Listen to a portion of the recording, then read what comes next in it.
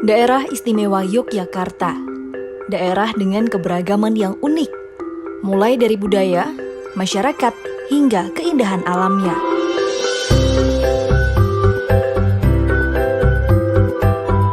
Banyak orang dari berbagai wilayah datang untuk menikmati setiap sisi dari daerah istimewa ini.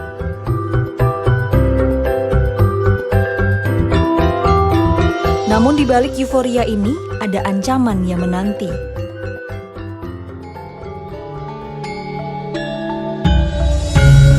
Hujan lebat dan angin kencang hari Selasa menyebabkan banjir, longsor, dan pohon tumbang di beberapa wilayah di Jogja. Akibatnya Penanggulangan bencana Kabupaten Bantul menaikkan status menjadi siaga darurat bencana. Kenaikan ini dipicu cuaca ekstrim, terutama di pantai selatan Pulau Jawa. Akibat drop ini, ratusan perahu nelayan dan lapak pedagang yang tersebar. Serupa dengan Bandara Sendai, landas pacu bandara di Kulon Progo ini hanya berjarak 300 meter dari bibir pantai dan dibangun sejajar dengan alur pantai. BMKG menegaskan ancaman potensi tsunami tersebut nyata, meski tidak bisa diprediksi kapan akan terjadi.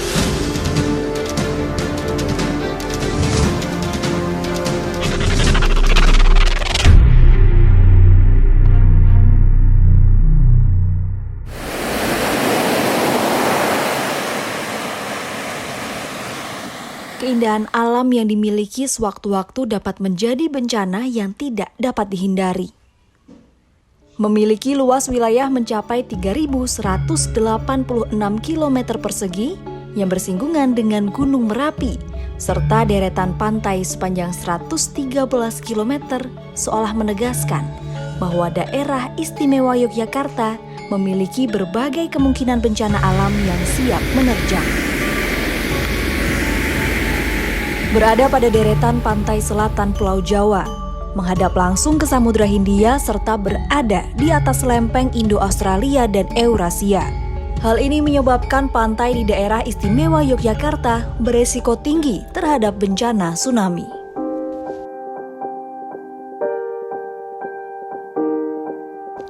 Besarnya potensi bencana tersebut menggerakkan peneliti untuk melakukan penelitian mengenai model titik aman tsunami. Penelitian yang sebelumnya sudah berjalan di Kebumen, kini juga tengah dikerjakan di daerah istimewa Yogyakarta.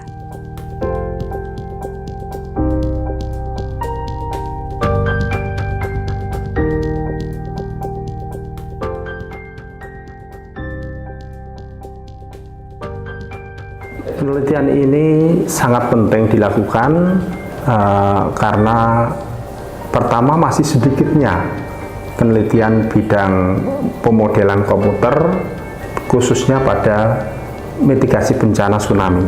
Kami berpikir ini tema riset yang penting untuk diangkat dengan begitu besarnya risiko kerentanan wilayah yang terdampak tsunami. Maka kami menganggap ini penelitian yang sangat penting. Saat ini tahap pengerjaan kami adalah sudah berhasil membuat model komputer dengan menggunakan citra Indraja, dengan mengkombinasikan citra dari Sentinel-2A, citra dari satelit Landsat 8 OLI, kami gunakan digital elevation model dari Aster dan SRTM. Dengan berbagai sumber data citra tadi, kami mengoptimasi dengan menggunakan mesin learning. Kita akan menuju 3 titik lagi, 47, 48, 49, yang titik itu berada.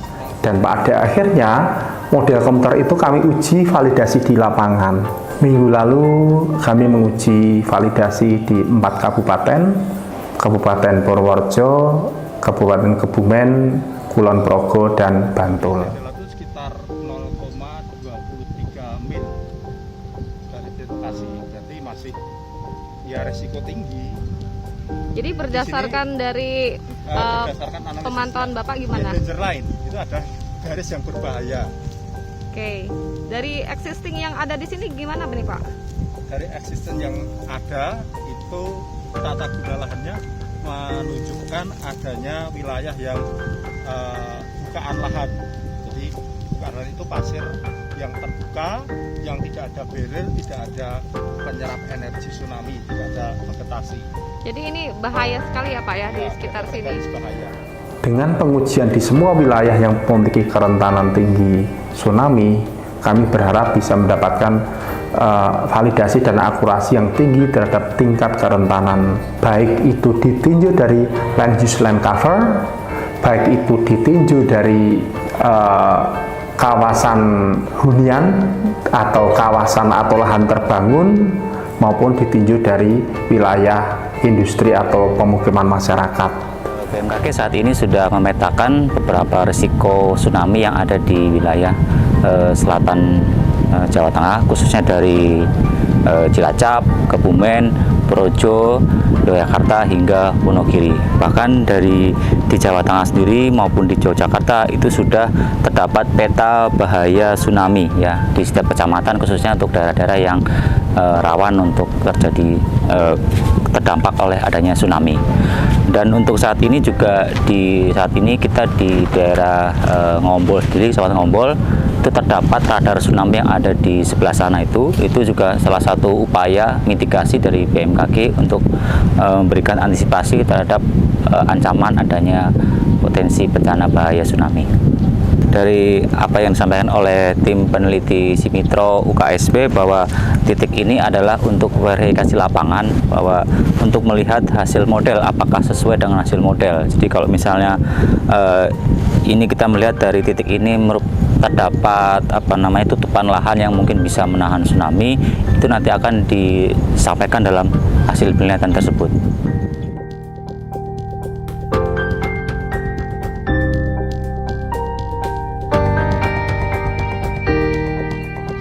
Saran bagi para wisatawan yang hendak berwisata di daerah rawan bencana, yang pertama, para wisatawan hendaknya mencari informasi terlebih dahulu tentang daerah tersebut. Mana daerah di titik-titik tertentu yang menjadi pusat rawan bencananya, mana daerah yang aman. Kemudian yang kedua, para wisatawan juga harus mentaati dan mencari informasi terkait dengan rambu-rambu yang ada. Misalnya, melihat petunjuk jalur evakuasi ketika bencana itu datang. Kemudian, yang selanjutnya, para wisatawan juga harus mencari tahu di mana letak shelter terdekat dari tempat mereka berada. Sehingga ketika bencana itu datang, para wisatawan bisa lari ke arah shelter paling terdekat. Harapan kami, penelitian ini tidak hanya berhenti saat ini saja, tapi bisa berlanjut bahkan sampai ke daerah-daerah kawasan bencana tsunami di Surabaya atau Jawa Timur, atau ke Bali sampai Indonesia Timur yang berdekatan dengan pantai selatan. Nah, kami berharap bahwa dalam penelitian ini perguruan tinggi tidak hanya berdiri sendiri, tapi ada kolaborasi dengan pihak pemerintah, misalnya dengan BMKG, BPBD, dan juga kerjasama dengan masyarakat atau kelompok-kelompok masyarakat yang concern menangani tentang mitigasi bencana.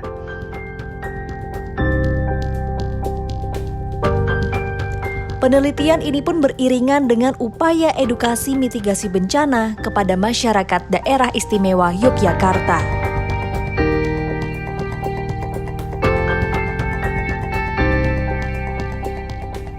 Perkenalkan, nama saya Pratiwi Christine Harnita. Saya salah seorang dari peneliti di Pusat Studi ICCSR dari Fiskom UKSW, di mana kami juga bekerja sama dengan Pusat Studi Simitro FTI UKSW. Kami mencoba untuk mengkombinasikan antara ilmu komunikasi dan ilmu teknologi informatika, di mana yang kami sadari adalah ketika mitigasi bencana, khususnya untuk tsunami, tidak hanya sekedar data visual saja yang dibutuhkan, tetapi dibutuhkan pula bagaimana cara untuk mengkomunikasikan pesan-pesan tersebut kepada masyarakat. Dengan komunikasi yang baik, maka pesan-pesan terkait mitigasi bencana akan mudah dipahami. Oleh karena itu, kerjasama antara kedua pusat studi ini dan juga kami dibiayai oleh Ristek Dikti, maka kami akan menciptakan berbagai macam bentuk-bentuk komunikasi, juga bentuk dari data visual yang bisa dipahami oleh masyarakat.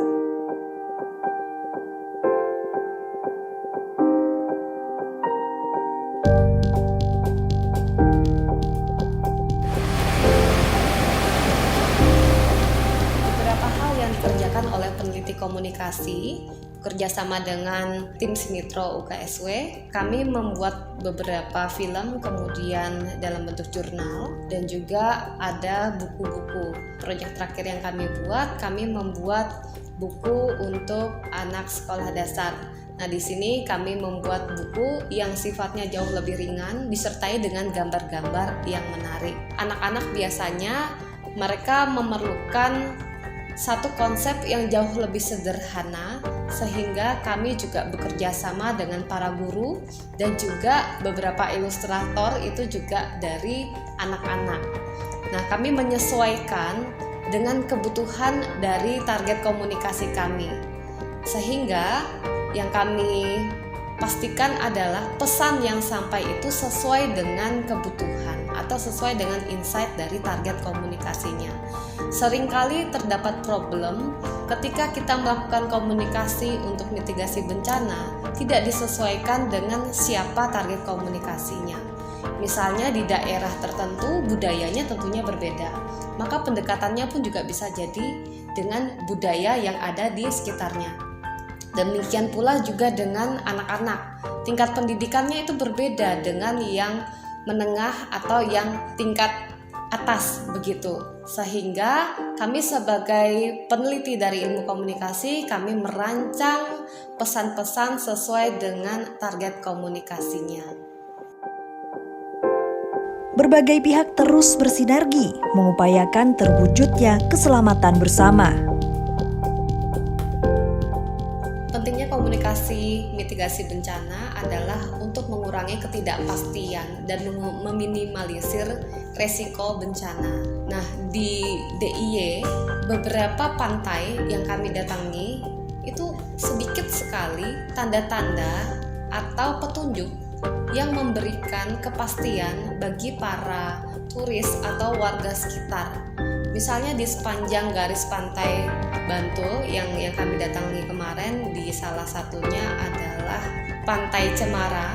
Di situ memang salah satu pantai yang tidak begitu dikenal, sehingga menurut pengamatan saya itu ada banyak tempat-tempat yang memang harusnya diberikan tanda. Misalnya pos Basarnas itu juga belum ada, kemudian bendera-bendera yang harusnya ada atau petunjuk tentang tsunami itu juga tidak ditunjukkan ada di situ. Padahal di area situ merupakan salah satu titik rawan bencana tsunami yang sangat tinggi.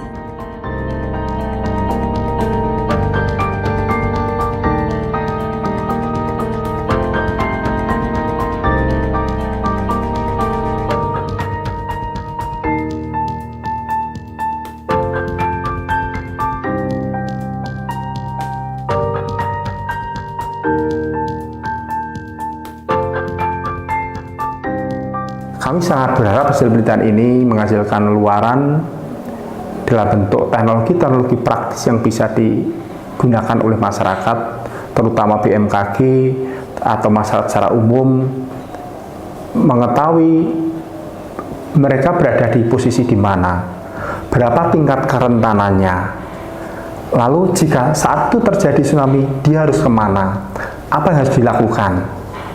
Nah, itu adalah info-info yang sangat penting, peta-peta yang sangat penting bagi masyarakat dalam rangka memanfaatkan secara optimal hasil penelitian kami. Itulah target dan harapan kami. Harapan kami bagi masyarakat bisa aware terhadap ancaman bencana tsunami yang melanda masyarakat di daerah kawasan Jawa bagian selatan karena berdekatan dengan pantai selatan. Harapannya masyarakat bisa menerima edukasi melalui media-media yang sudah kami hasilkan nantinya, baik itu melalui video dokumenter, melalui buku, ataupun melalui kegiatan talkshow, sehingga masyarakat tahu tentang bahayanya tsunami dan masyarakat tahu apa yang harus dilakukan ketika tsunami itu mengancam mereka. Ya, harapan kedepannya dari hasil penelitian yang kami buat ini adalah menciptakan iklim sadar bencana. Dari komunikasi, kami bisa memberikan saluran-saluran komunikasi yang efektif. Dari teknologi informasi, memberikan visual data tsunami yang akan menunjukkan kerentanan-kerentanan atau titik rawan yang memang harus menjadi perhatian dari masyarakat.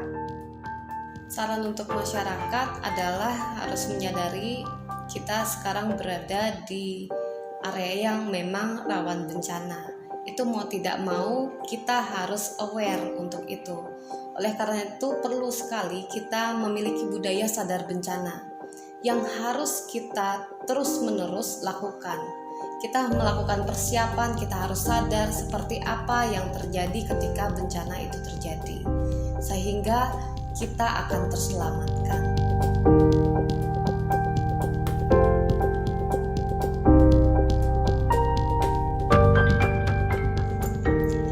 Menciptakan budaya sadar bencana sangatlah penting karena bencana itu bisa saja datang kapanpun, dimanapun, dan kadang kita tidak tahu kapan. Dan ini tidak terkecuali bisa terjadi di daerah istimewa Yogyakarta.